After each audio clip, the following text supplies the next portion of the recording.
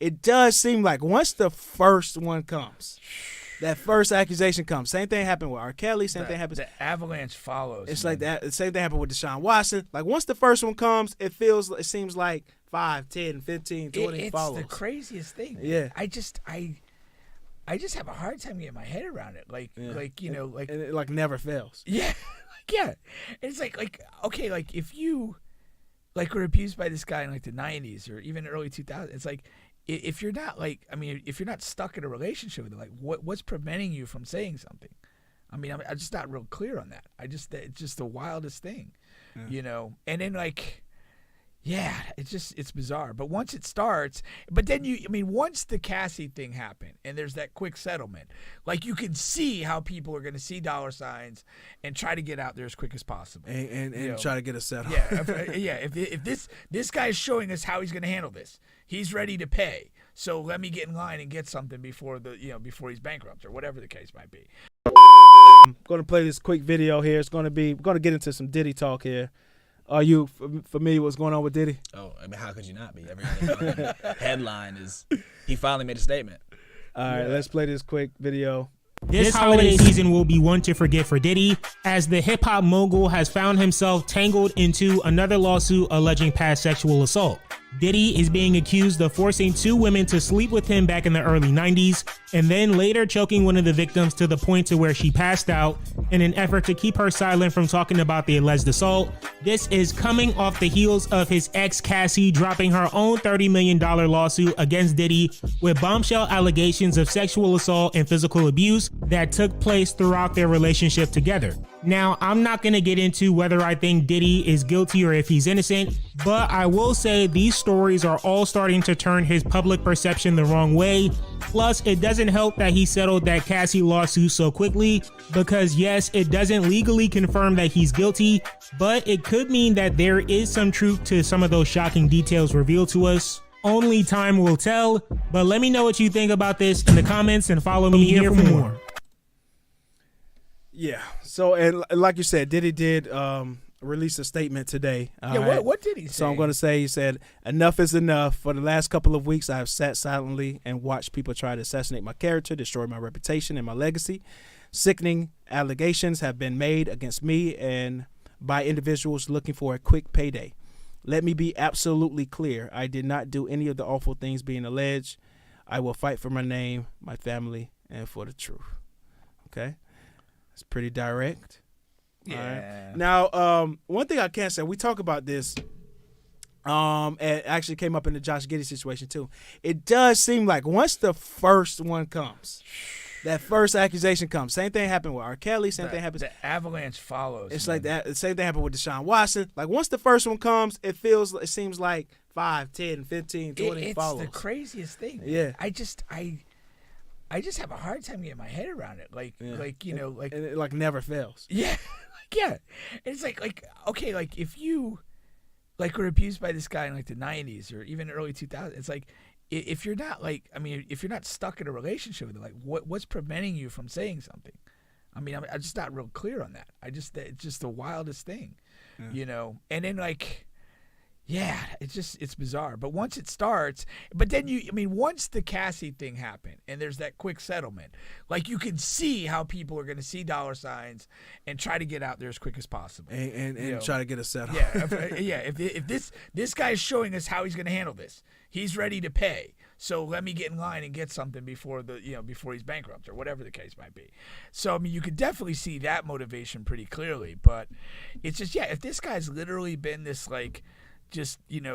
monster of sexual terror for 2 decades, 3 decades, why now? What was the tipping point that now in 2023 everyone's going to come forward?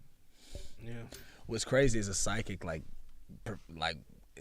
forewarned about this shit. She's like, yo, on November 15th, this shit's gonna start popping off, and literally a psychic did that? Yes, bro. That's wild. I didn't hear that. And I think you can, and I don't want to compare Diddy to Epstein, but you think about somebody with that much power and that much money and that much influence, just like all those other women were scared to go up against Epstein until the one person does it, and then it's like, okay, cool, now I'm gonna go plead my case as well, because now you have a community of people behind you that are, I'm not saying every single allegation is true, Right, but right. you know what I'm saying, like. No, but it must literally be like a strength in numbers concept, 100%. because you see just the same pattern. Like the one person does it, and then it just follows. It's just 100%. it becomes okay to do, safe to do. Like, Yeah. But I don't know. The Columbus Short thing was the funniest to me so far. Yeah, because there's it seems like because the happened with sexual that? allegations is He was on aside that- from the gay there's two gay separate accusations. things. So Columbus Short was like, he went on live and was talking about like, so like, whatever, this a while back, I'm at my house, I'm sleeping with my girl, and I get a call from Diddy at like 2-3 a.m. And he's like, yo man, you get ready to party, man. It's like, I'm sleeping, man. Like, what's going on? He's like, I'm at the Beverly Hotel, Hills Hotel. And he's like, well, who's over there? He goes, me. That's a little weird. And he That's just a little dropped weird. that. And it's like hundreds of stories like that about Diddy. Yeah. And a lot of people, some people can go further than that as far as stories about But that. I guess it's a thing too, where it's kind of funny where like when you like a lot of the stuff, you hear little gossip, you hear little rumors, innuendos, or whatever, but it's like maybe you just need to believe the stuff's true from the jump because it seems to come out at some point. Yeah. Like I don't know, man. It's wild. Yeah, I definitely don't know. And then when you have the interesting thing though is Cassie, like that was a public type of situation, relationship, whatever that was. The other women that come out, I wonder like how are you going to be able to tie yourself, because I'm sure like those guys dealt with a lot of women, like different women that probably weren't in the limelight. You know what I mean? Right. So how can Yeah. you tie yourself at that time frame to this person? Like you're essentially, how can you prove that Yeah. you were? I mean, if you were, you're gonna have some information. It could be stuff like Pictures. stuff about his body or whatever that you ain't gonna know if you never saw the person naked or something. I don't. Oh. There's things that you would know. Like I mean, again, if it really happened, there'd be a time, a location, a place. I mean, some of those dots can be connected, and sort of legitimize what's being said. And sometimes when you're like again, you go back to the 90s. I mean, people still had cell phones and everything, but like, there could still be like, text or whatever. Or if he's like kind of seducing these people like out of like a party setting, it's like there would be people that could verify that that person was there that night or whatever. Yeah. If they're still alive. If they're still alive. Well, yeah. Because there was an insinuation that he had something to do with Kim Porter's death. Dude, the whole who was it the whole group that he had coming up? It's like everybody's gone. You know what I'm saying? Well, I can't remember the record label that was it. Bad Boy, right? I don't think it was Bad Boy. It was like something before that. Oh, It was 4 of them, including Kim Porter, and all of them are dead, or one of them was paralyzed or in jail or some shit. I did. In addition to the Kim Porter, I heard something about like some other suspicious circumstances. It's or just whatever. fishy that you're coming out with a tell-all book and then you die. It's Always fishy. That is a little fishy. When that happens. And then you got, Keffy D, Diddy ordered the hit, and we got, I don't know. I mean, it's just really not looking like he's that great of a guy. Even let's take all that other stuff off the table. Talk about he gave all the masters back and all these artists like, those fucking masters are worth nothing. You know what I'm saying? So, Yeah. I don't know. Yeah. I'm not like a huge. Well, I'll tell you this. I went to Rolling Loud a couple years ago, and this nigga pointed at me from the VIP. I was just in the Diddy regular did? VIP. Diddy did. Okay. I'm pretty sure it was at me. I mean, I was like, hey, because it's Diddy. Like when he walked in that bitch, I'm like, hey, and he pointed at me, and now I'm thinking, Could have meant something else. Takes out a whole new meaning. doesn't it? I don't know. He wanted you to suit up for the varsity. Do you? A lot of people. Pink asked me like about Diddy's like involvement in music. Like what does he actually do? Like have you ever thought about that in that context? Because and a lot of people are talking about that now because it was one like for example, this one girl posted on Facebook like, are you guys going to like not listening to any of Diddy's songs now like you did with R. Kelly and somebody and then Black commented like, well, Diddy really didn't like create these songs. He didn't produce these songs. He didn't.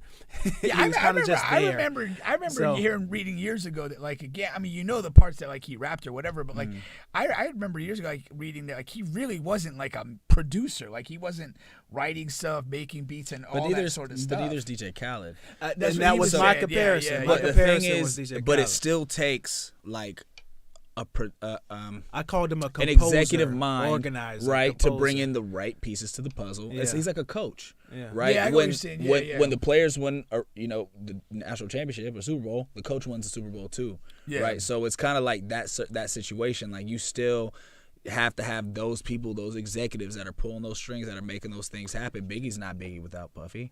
You know, a lot of these artists aren't who they are without Diddy too. So Yeah. it takes that mastermind. You can't take that away from the guy. Like it takes that mastermind to pull those strings and pull those pieces together. And I see that from a low level where we are. Right, there's a ton of strings that our agency pulls for our talent that they fail to recognize or just don't understand or see it. So just because that person's not like super limelight, whatever. And I mean, when it comes to producing records and producing music and stuff, if y'all actually look at somebody's album and like their writing credits, there's hundreds of writers on albums, right? Because it could be a fucking word and you get credit for that. So I definitely think that, is Khaled an artist?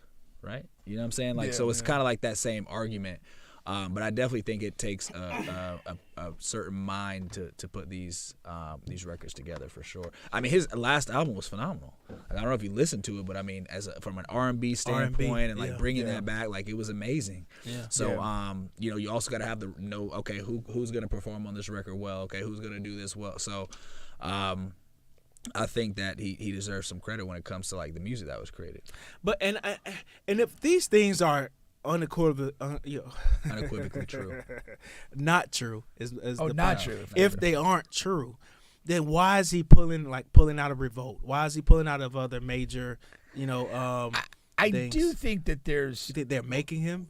I think at the corporate level there can be certain pressures applied that like. That could force people to step down in situations because, like, to a degree, even if something's not true, if the attention to it is too hot, you don't want it to bring that brand down with you. Like, and so like that it's seemingly a move that like, okay, we want to, like, these brands he's associated, we want him to step down so we can just kind of step clear of this. And move on without it, and not be mired for a year, 2 years, whatever, or tainted forever by our association. That's with just that guy. business. That's What else I thought was funny was we were talking about West Diddy involvement, and Revolt's comment or statement was, well, he wasn't really doing anything anyway. Like that literally was a comment where he's not involved in the day-to-day. He doesn't do anything. Well, So- I mean, But he's Diddy, and that's like He's the brand. He's you know the what I'm brand saying? ambassador. I wouldn't know about Revolt without Diddy. No. So it's like, Yeah. he's the face of the brand. Yeah. Like Yeah. that's what we're talking about. Like he's the face of the brand. So, but I get it. I get what they're trying to say. Like it's once again, it's just business 101. Yeah. well, yeah, Right. you're not like you're saying what, like our business decisions are not going to fall apart because he's not running the show right That's now. basically Like, what they're trying to yeah, say. of course, and that's damage management or whatever. But again, he's certainly one of them. Like I think Snoop Dogg's up. There's certain people that have like elevated in pop culture that like their association with anything sort of brings a degree of like cool or hipness to it that that's their brand, and they're just you're just attaching to that existing brand. But right now the brand is abuse and gay activity.